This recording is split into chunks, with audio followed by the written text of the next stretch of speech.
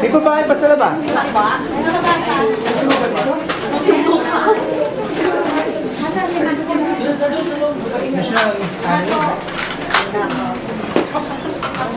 Nakalabas po. Pasok direct. Wala ka. Compress.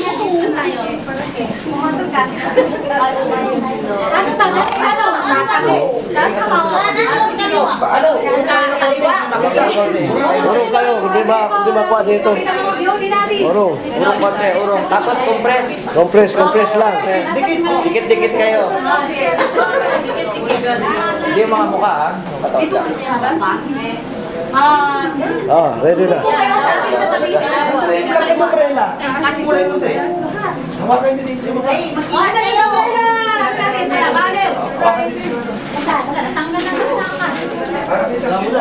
Nangay na ako. Yan.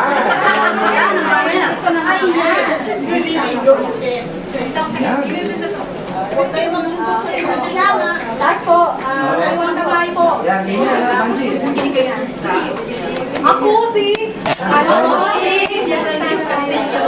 bahagi ng kababaihang Pilipino ay naniniwala ang kalathan ng kababaihang Pilipino ay masang anak pawis na dumaranas ng matinding pagsasamantala ng dayuhang monopolyo at lokal na burgisya komprador ang Panginoong may lupa. Bilang babae, dumaranas din kami ng dagdag na kaapihan at pagsasamantala sa umiiral na feudal, patriarkal at burgis na pananaw sa malakolonyal at malafeudal na lipunang Pilipino. Ako'y naninindigan na upang makalaya sa aking kalagayan kailangang isulong ang isang natatanging kilusan ng kababaihan na bahagi ng pangkalahatang pambansang demokratikong kilusan ng mamamayan para sa pambansang kalayaan at demokrasya. Taos puso po akong nakikisa sa mga batayang prinsipyo,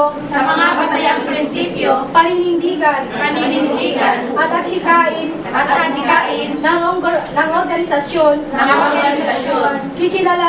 kikilalanin ang aking karapatan at ng kapwa ko mga kasapi at gagampanan ang aking tungkulin ayon sa saligang batas ng Cabrera tungo sa pagpapalaya ng kababaihan at sambayanang Pilipino.